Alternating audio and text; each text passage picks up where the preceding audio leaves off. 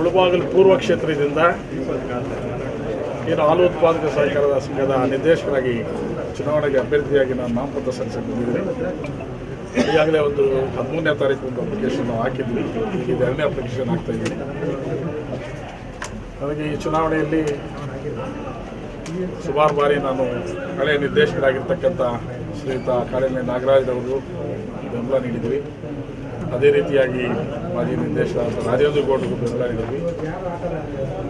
ಈಗ ಅವರೇ ನನ್ನ ಪ್ರತಿಸ್ಪರ್ಧಿಗಳಾಗಿದ್ದಾರೆ. ಚುನಾವಣೆಯಲ್ಲಿ ನಾನು ಪಕ್ಷೇತರರಾಗಿ ಸ್ಪರ್ಧೆ ಮಾಡಿದ್ದೀನಿ. ಅವರು ಪಕ್ಷದಲ್ಲಿ ಗುರುತಿಸ್ಕೊಂಡಿದ್ದಾರೆ. ನಾನೇನು ಚುನಾವಣೆಗೆ ಸ್ಪರ್ಧೆ ಮಾಡಬೇಕು ಅಂದ್ಕೊಂಡಾಗ ಏನು ನಮ್ಮ ತಾಲೂಕು ಪೂರ್ವ ಕ್ಷೇತ್ರದಲ್ಲಿ ಏನೇ ಒಂದು ಡೆಲಿಗೇಟ್ಸ್ ಇದ್ದಾರೆ, ಅವ್ರನ್ನ ನಾನು ಎಲ್ಲರನ್ನೂ ಪರ್ಸನಲ್ ಆಗಿ ಮೀಟ್ ಮಾಡಿದ್ದೆ. ಈ ರೀತಿ ನಾನು ಚುನಾವಣೆಗೆ ಸ್ಪರ್ಧೆ ಮಾಡಬೇಕು ಅಂದ್ಕೊಂಡಿದ್ದೀನಿ, ನಿಮ್ಮ ಸಹಕಾರ ಏನೋ ಸಿಗ್ತದ ಅಂತ ಕೇಳಿದ್ದೆ. ಅವ್ರು ಮನಸ್ಫೂರ್ತಿಯಾಗಿ ನಮ್ಮ ಸಹಕಾರ ಸಿಗ್ತದೆ, ನೀವು ಪ್ರತಿ ಸಾರಿ ಯಾರೋ ಒಬ್ರಿಗೆ ಮಾಡ್ಕೊಂಡು ಬರ್ತಾಯಿದ್ದೀರಿ, ಈಗ ನಿಮ್ಗೆ ಬೇಕು ಅಂತ ಕೇಳ್ತಾಯಿದ್ದೀರಿ, ನಿಮ್ಮ ಸಹಕಾರ ಇರ್ತದೆ, ನೀವು ಚುನಾವಣೆಗೆ ಸ್ಪರ್ಧೆ ಮಾಡಿ, ಯಾವುದೇ ಕಾರಣಕ್ಕೆ ನೀವು ವಾಪಸ್ ತೆಗಿಬೇಡಿ, ನಿಮ್ಮ ಸಹಕಾರ ಕೊಡ್ತೀವಿ, ನಮ್ಮ ಮತನೂ ನಿಮ್ಗೆ ಕೊಡ್ತೀವಿ, ಯಾವುದೇ ಒತ್ತಡ ಇದ್ರೂ ಕೊಡ್ತೀವಿ ಅಂತ ಹೇಳಿದ್ದಾರೆ.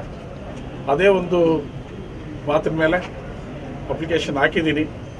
ಇತ್ತೀಚೆಗೆ ಕೂಡ ಎಲ್ಲ ಒಂದು ಡೆಲಿಗೇಟ್ಸ್ನ ನಾನು ಕಾಂಟ್ಯಾಕ್ಟ್ ಮಾಡಿದ್ದೆ. ಅವರು ಸಹ ಅದೇ ರೀತಿ ಈಗಲೂ ಸಹ ಅದೇ ಒಂದು ಉತ್ಸಾಹದಲ್ಲಿದ್ದಾರೆ. ನಾವು ನಿಮ್ಮ ಬೆಂಬಲ ಕೊಡ್ತೀವಿ, ನಿಮ್ಮ ಮತ ಕೊಡ್ತೀವಿ ಅಂತ ಹೇಳಿದ್ದಾರೆ. ಆ ಒಂದು ನಂಬಿಕೆ ಮೇಲೆ ನಾನು ಇವತ್ತಿನ ಚುನಾವಣೆ ಸ್ಪರ್ಧೆ ಮಾಡಿದ್ದೀನಿ. ಏನು ನನಗೆ ಒಂದು ಆಶ್ವಾಸ ಕೊಟ್ಟಿದ್ದಾರೆ, ಅವ್ರು ಯಾವುದೇ ಕಾರಣಕ್ಕೂ ಸಹ ಮಾತು ತಪ್ಪಲ್ಲ ಅನ್ನೋ ನಂಬಿಕೆ ನನಗಿದೆ. ಮಾತು ತಪ್ಪಕ್ಕೆ ಆಗೋದಿಲ್ಲ ಅಂತ ಕೂಡ ಒಂದು ನನ್ನ ವಿಶ್ವಾಸನೂ ಇದೆ. ಯಾಕಂದರೆ ನನಗೆ ಅವ್ರ ನಡುವೆ ಅಷ್ಟು ಒಡನಾಟ ಅಷ್ಟು ಚೆನ್ನಾಗಿದೆ.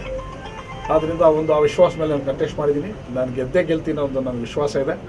ನನ್ನ ತಾಲೂಕಿನ ಜನ ನನಗೆ ಮತ ಕೊಡ್ತಾರೆ, ನನ್ನ ಮೇಲೆ ವಿಶ್ವಾಸ ಇಟ್ಟು ನನಗೆ ಕೊಡ್ತಾರೆ. ನಾನು ಏನಾದರೂ ಈ ಜನ ಆಶೀರ್ವಾದ ಮಾಡಿದ್ರೆ ನಾನು ಈ ಡೈರಿಗಳಿಗೆ ಒಂದು ಒಳ್ಳೆ ಕೆಲಸ ಮಾಡೋದಕ್ಕೋಸ್ಕರ ನಾನು ಪ್ರಯತ್ನ ಮಾಡ್ತೀನಿ ಹೊರತು ಇದ್ರ ಬಗ್ಗೆ ಬೇರೆ ಏನೂ ನನ್ನ ಕೆಟ್ಟ ಉದ್ದೇಶ ಇಲ್ಲ. ಒಂದು ಸರ್ವಿಸ್ ಮಾಡಬೇಕು ಅಂತ ಬಂದಿದ್ದೀನಿ ಹೊರತು ಒಂದು ಆ ಏನು ಡೆಲಿಗೇಟ್ಸ್ ಇದ್ದಾರೆ ಅವರ ಒಂದು ಆಶ್ವಾಸ ಮೇಲೆ ನಾನು ಕಂಟೆಸ್ಟ್ ಮಾಡಿದ್ದೀನಿ. ಸರ್, ನಿಮ್ಮ ಹೆಸರು ಯಾವರು? ನನ್ನ ಹೆಸರು ಕಲ್ಪಲ್ಲಿ ಪ್ರಕಾಶ್ ಅಂತ. ಶಾಸಕರು ಅದೆಲ್ಲ ಬೆಂಬಲ ಕೊಟ್ಟಿದ್ದಾರೆ. ಶಾಸಕರು ಅವರೇ ಒಂದು ಪಕ್ಷದಿಂದ ಒಂದು ಕ್ಯಾಂಡಿಡೇಟ್ ಕಂಟೆಸ್ಟ್ ಮಾಡಿಸಿದ್ದಾರೆ. ಶಾಸಕರು ನಾನು ಬೆಂಬಲ ಆಗಲ್ವಲ್ಲ. ನೀವು ಕೇಳಿಲ್ವ ಸರ್? ನಾನು ಕೇಳಿಲ್ಲ. ನಾನು ಅವ್ರು ದುಡ್ದಿದ್ದೆ, ಅವರೇ ಕರೆಸಿ ಮಾತಾಡ್ಬೋದಾಗಿತ್ತು. ನನ್ನ ಕರೆಸಿ ಮಾತಾಡಲಿಲ್ಲ. ಅವ್ರಾಗ ಅಷ್ಟೇ ಅವರವ್ರ ಕುಳಿತುಕೊಂಡು ಡಿಸೈಡ್ ಮಾಡಿಕೊಟ್ಟಿದ್ದಾರೆ. ಮಾತಾಡೋಕೆ ಅವ್ರು ಕರೆಸೋ ಜವಾಬ್ದಾರಿ ಶಾಸಕರದಿತ್ತಲ್ವಾ? ತಾಲೂಕಿನ ದಣಿಗಳು ಅವರೇ ಅಲ್ವಾ? ಕರೆಸ್ಬೋದಾಗಿತ್ತಲ್ವಾ? ಅವ್ರ ಚುನಾವಣೆಗೆ ಇದ್ದಷ್ಟು ಇಂಟ್ರೆಸ್ಟ್ ಇದ್ರ ಮೇಲೆ ತೋರಿಸ್ಬೇಕಾಗಿತ್ತಲ್ಲ. ತಾಲೂಕಿನ ಚುನಾವಣೆ ಅಲ್ವಾ? ಅವ್ರು ಕರೆಸಿದ್ರೆ ಹೋಗ್ತಾ ಇದ್ದೆ. ಅವ್ರು ಕರೆಸಲಿಲ್ಲ. ಅವರೇ ಕುತ್ಕೊಂಡು ಎಲ್ಲ ಒಂದು ಕಡೆ ಬೆಂಗಳೂರಲ್ಲಿ ಒಂದು ಮನೇಲಿ ಕುತ್ಕೊಂಡ್ಬಿಟ್ಟು ಕ್ಯಾಂಡಿಡೇಟ್ ಸೆಲೆಕ್ಟ್ ಮಾಡ್ಕೊಂಡ್ಬಿಟ್ರೆ ದುಡ್ದಿರೋರೆಲ್ಲ ಏನಾಗಬೇಕು? ಅದು ಶಾಸಕರು ಅವ್ರು ತಿಳ್ಕೋಬೇಕು. ಬ್ಯಾಕ್ವರ್ಡ್ ಕ್ಲಾಸ್ ಅವ್ರಿಗೆ ಸಿಗಬೇಕು ಅನ್ನೋದು ನಿಮ್ಮ ಬೇಡಿಕೆ ಇತ್ತು. ಬ್ಯಾಕ್ವರ್ಡ್ ಕ್ಲಾಸು ಅನ್ನೋದಲ್ಲ, ಅವಕಾಶ ಎಲ್ರಿಗೂ ಸಿಗಬೇಕು ಅಂತ. ಬ್ಯಾಕ್ವರ್ಡ್ ಕ್ಲಾಸು ಅನ್ನೋದಕ್ಕಿಂತ ಅವಕಾಶ ಅಧಿಕಾರ ಅನ್ನೋದು ಎಲ್ರಿಗೂ ಹೋಗ್ತಾ ಇರ್ಬೇಕು, ಬರುತ್ತೆ. ಒಂದೇ ಕಡೆ ಕೇಂದ್ರೀಕೃತ ಆಗಬಾರ್ದು ಅಂತ. ಅಲ್ಲ, ಅದು ಬೇಡಿಕೆ ನಿಮಗಿತ್ತು ಅಂತ. ಬೇಡಿಕೆ ನಂದು ಬ್ಯಾಕ್ವರ್ಡ್ ಕ್ಲಾಸು ಜನರಲ್ ಕ್ಯಾಸ್ಟ್ ಅನ್ನೋದಲ್ಲ. ಯಾರಿಗೆ ಅವಕಾಶ ಇಲ್ವೋ, ಅವಕಾಶ ವಂಚಿತರಾಗಿರೋ ಅವ್ರಿಗೆ ಅವಕಾಶ ಕೊಡಬೇಕು. ಈಗ ಕಾರಣೇಶ್ವರ ನಾಗರಾಜ್ ಅವ್ರಿಗೂ ಈಗಾಗಲೇ 20 ವರ್ಷದಿಂದ ಅದರ ಇದ್ದಾರೆ. ಬಹುಶಃ ಅವ್ರು 45 ವರ್ಷ, ಅವ್ರ ವಯಸ್ಸು 45 ವರ್ಷ ಆಗಿದ್ದಂಥ ಸಮಯದಲ್ಲಿ ಪಾಪ ಅವ್ರು ಇದಕ್ಕೆ ಬಂದರು, ಡೈರಿ ಎಲೆಕ್ಷನ್ಗೆ. ಅವತ್ತಿನ ದಿನ ದಿವಂಗತ ಆಲಂಗೂರು ಶ್ರೀನಿವಾಸ ಒಂದು ಆಶೀರ್ವಾದದಿಂದ ಅವ್ರು ಬಂದರು. ಬಹುಶಃ ಇವ್ರಿಗೆ ಆಶೀರ್ವಾದ ಮಾಡದೇ ಇದ್ದಿದ್ರೆ ಅವ್ರ ಮನೆಯಲ್ಲಿ ಯಾರೋ ಒಬ್ರು ಮಾಡಿಬಿಟ್ಟಿದ್ರೆ ಅವ್ರು ಬರೋಕ್ಕಾಗ್ತಾ ಇರಲಿಲ್ಲ. ನಾಗರಾಜಣ್ಣ ಅವರು ಯೋಚನೆ ಮಾಡಬೇಕಾಗಿತ್ತು. ನಾನು ಇಷ್ಟು 20 ವರ್ಷದಿಂದ ಇದ್ದೀನಿ, ನನಗೆ ದುಡ್ದಿರೋಂಥವ್ರಿಗೆ ಒಬ್ರಿಗೆ ಅವಕಾಶ ಕೊಡೋಣ ಅಂತ ಯೋಚನೆ ಮಾಡಬೇಕಾಗಿತ್ತು. ನಾನು ಇರೋವರೆಗೂ ನನಗೇ ಬೇಕು ಅನ್ನೋದು ತಪ್ಪಲ್ವಾ? ಇನ್ನೊಬ್ರ ಜೊತೆ ದುಡ್ದಿರೋರಿಗೆ ಅವಕಾಶ ಮಾಡಿಕೊಡ್ಬೇಕು ಅನ್ನೋದು ಇದೆಯಲ್ಲ. ನನಗೆ ಲಾಸ್ಟ್ ಚುನಾವಣೆ ಬಂದಾಗೆಲ್ಲ ನಾನು ಲಾಸ್ಟ್ ಚುನಾವಣೆ ಮುಂದೆ ನೀವು ಯಾರಾದ್ರು ನೋಡ್ಕೊಳ್ತ ಹೇಳಿದ್ರು ಅವ್ರಿಗೆ ಹೇಗೆ ಹೇಳ್ತಾರೆ, ನಾನು ಮಾತು ಹೇಳೇ ಇಲ್ಲ ಅಂತ ನನ್ನ ಹತ್ರ ಎಲ್ಲ ರೆಕಾರ್ಡ್ಸ್ ಇದೆ. ಹಿಂದೆ ಹೇಳಿದ್ದಾರೆ, ಅದಕ್ಕೆ ಡಾಕ್ಯುಮೆಂಟ್ ಇದೆ. ಬೇಕಾದ್ರೆ ಬಂದರೆ ತೋರಿಸಿ, ಮೀಡಿಯಾ ಮುಂದೆ ಕೊಡ್ತೀನಿ. ಅವ್ರು ಮಾತಾಡಿರ್ತಕ್ಕಂಥದ್ದು ಎಲ್ಲ ಇದೆ. ಭರವಸೆ ಕೊಡ್ತೀನಿ. ಹೌದು, ನನಗೆ ಲಾ ಚುನಾವಣೆ ನೀವು ಯಾರಾದ್ರು ಕಂಟೆಸ್ಟ್ ಮಾಡಬೇಕು ಅಂತ ಹೇಳಿದ್ದಾರೆ. ಈಗ ಕೇಳಿದ್ವಿ, ನಾನು ಹೋಗ್ಬಿಟ್ಟು ಕೇಳಿದೆ. ನಾನು ಕೇಳಿದಾಗ ಅವ್ರು ಹೇಳಿದ್ರು, ಹೌದಪ್ಪ ಹೇಳಿದ್ದೀನಿ, MLA ಅವರು ಕರೆಸ್ತಾರಂತೆ, MLA ಕುಳಿಸ್ಕೊಂಡು ಮಾತಾಡಂತ ಹೇಳಿ. ಯಾಕೋ ಏನೋ ಗೊತ್ತಿಲ್ಲ. MLA ಅವ್ರಿಗೆ ಬಹುಶಃ ನಾವು ಯಾರು ಬೇಕಾಗಿರ್ಲಿಲ್ಲ. ಅವ್ರ ಚುನಾವಣೆ ಮುಗಿದಿದೆ, ಅವ್ರಿಗೆ ಅವಶ್ಯಕತೆ ಇಲ್ಲ ಅನಿಸ್ತದೆ. ಅದೇ ನಮ್ಮನ್ನು ಯಾರು ಕರೆದಿಲ್ಲ, ಅವರೇ ಕುಳಿತುಕೊಂಡಿಲ್ಲ. ಬೆಂಗಳೂರಲ್ಲಿ ಮನೆ ಕುಳಿತುಕೊಂಡು ನಿಮ್ಮ ಪ್ರಕಾರ ಸಾಮಾಜಿಕ ನ್ಯಾಯ ಕೂತ್ಕೊಡಿ ಅಂತ. ಹೌದು, ಚೇಂಜ್ ಆಗಬೇಕಲ್ವಾ? ಅವರೇ ಒಬ್ಬರೇ ಕಂಟಿನ್ಯೂ ಆಗೋದ್ರಲ್ಲಿ ತಪ್ಪಲ್ವಾ? ಬೇರೆಯವ್ರು ಕೊಡಬೇಕಲ್ಲ. ಸಾಮಾಜಿಕ ನ್ಯಾಯ ಅಂದರೆ ಈಗ ನೀವು ಕ್ಯಾಸ್ಟ್ ವೈಸ್ ಹೇಳ್ತಾ ಇದ್ದೀರಾ, ಆರ್ಥಿಕ ಇದು ಹೇಳ್ತಾ ಇದ್ದೀರಾ? ಚೇಂಜಸ್ ಆಗಬೇಕು ಅಂತ. ಒಬ್ಬನ ಹತ್ರನೇ ಕೇಂದ್ರೀಕೃತ ಆಗಬಾರ್ದು.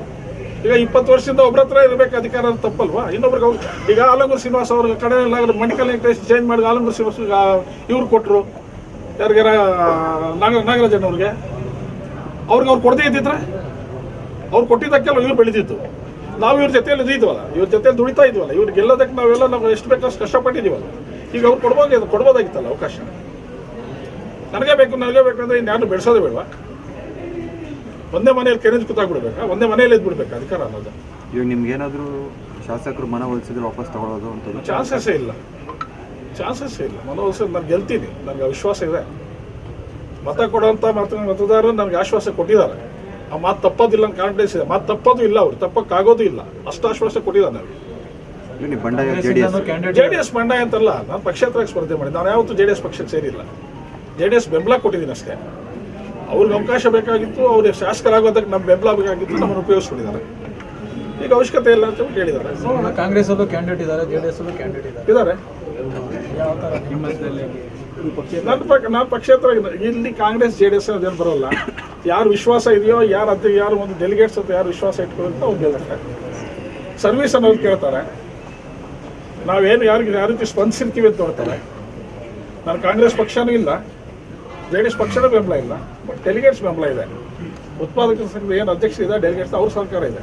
ಈಗ ನೀವು ಸ್ಪರ್ಧೆ ಮಾಡ್ತೀರಂತ ಶಾಸಕರಿಗೂ ಗೊತ್ತಿತ್ತು ಮತ್ತು ನಾಗರಾಜನ್ ಅವ್ರಿಗೂ ಗೊತ್ತಿತ್ತು. ಅವರೇ ಹೇಳಿದ್ರಲ್ಲ ಕುಡ್ಸ್ಕೊಂಡು ಮಾತಾಡೋಣ ಅಂತ. ಕುಡ್ಸ್ಕೊಂಡು ಮಾತಾಡೋಣ. ಹಣ ನಿನ್ಗೆ ಮಾತು ಕೊಟ್ಟಿರೋದು ನಿಜ, ಅದೇ ಕೊಡ್ಬೇಕಣ್ಣ ಅಂತ ಹೇಳಿದಾರಲ್ಲ. ಶಾಸಕರ ಜವಾಬ್ದಾರಿ ಇದೆಯಲ್ಲ, ಅವ್ರು ಕಳಿಸ್ಬೇಕಲ್ವ? ಅವ್ರ ತಾಲೂಕಿನ ದಡಿಗಳಲ್ವ, ಅವ್ರು ಕಳಿಸ್ಬೇಕಲ್ವ? ಅವರು ನಾಳೆ ಜನ ಕೇಳ್ತಾರೆ, ನಾಳೆ ಇನ್ನೊಂದು ಚುನಾವಣೆಗೆ ಬಂದಾಗ ಕೇಳ್ತಾರೆ ಜನ, ಏನು ಜವಾಬ್ದಾರಿ ತಗೊಂಡಿದ್ರಿ, ಯಾಕೆ ಮಾತಾಡಿಲ್ಲ ಅಂತ ಕೇಳ್ತಾರೆ. ಏನು ಸರಿ ಅಂತ ಹೇಳಿ. ಸರ್, ಈಗ ನೀವು ಪಾರ್ಟಿನಲ್ಲಿ ಇಲ್ಲ ಅಂತ ಒಂದು ಕಡೆ ಹೇಳ್ತೀರಾ, ಹೌದು. ಮತ್ತೆ ಅವ್ರ ಬೆಂಬಲ MLA ನಮ್ಮ MLA ಅಂತಲೇ ಹೇಳ್ತೀರಾ. ಹೌದು, ನಮ್ಮ ತಾಲೂಕಿನ MLA ನಾವು ನಮ್ಮ ಸಪೋರ್ಟ್ ಮೇಲೆ ಗೆದ್ದಿರೋಂಥ MLA. ಅಲ್ಲ, ಅವ್ರು ನಮ್ಮ ಪಾರ್ಟಿ ಕೊಟ್ಟಿದ್ದೀವಿ ನಾವು ಅಂತ ಅವ್ರು ಹೇಳ್ಕೊಬೋದು. ಅದನ್ನು ನಾನು ಕರೆಸಿ ಮಾತಾಡ್ಬೋದಿತ್ತಲ್ಲ. ಅಲ್ಲ, ಅವ್ರು ಹೇಳ್ಬೋದು ಆ ಥರ. ಅಲ್ಲ, ನಾನು ಅದನ್ನೇ ಮಾತಾಡ್ಬೋದಾಗಿತ್ತಲ್ಲ. ಅವ್ರು ಹೇಳಿ ಕೂಡಿಸ್ಬಿಟ್ಟಾರ ಮಾತಾಡ್ಬೋದಾಗಿತ್ತಲ್ವ? ಇಲ್ಲ ನೀವು ಪಾರ್ಟಿಯಲ್ಲಿ ಕಂಟೆಸ್ಟ್ ಮಾಡಿದ್ರೆ ನಾವು ಕೊಡ್ತೀವಿ, ಇಲ್ಲ ನೀವು ಇಂಡಿಪೇಟ್ ಮಾಡಿದ್ರೆ ಕೊಡೋಕ್ಕಾಗಲ್ಲ, ಅದನ್ನು ಕರೆಸಿ ಮಾತಾಡ್ಬೇಕಿತ್ತು. ಆ ತೀರ್ಮಾನ ಅದು ಯಾವ ರೀತಿ ಬರ್ತಾ ಇತ್ತು, ಆ ತೀರ್ಮಾನ ತಾವು ಬರ್ತಾ ಇತ್ತು. ಅವ್ರ ಜವಾಬ್ದಾರಿ ಇತ್ತಲ್ವಾ? ಮಾಡಿಲ್ಲ, ಸಂಪರ್ಕ ಮಾಡಿಲ್ಲ ಸರ್. ಇಲ್ಲ, ಮಾಡಿಲ್ಲ.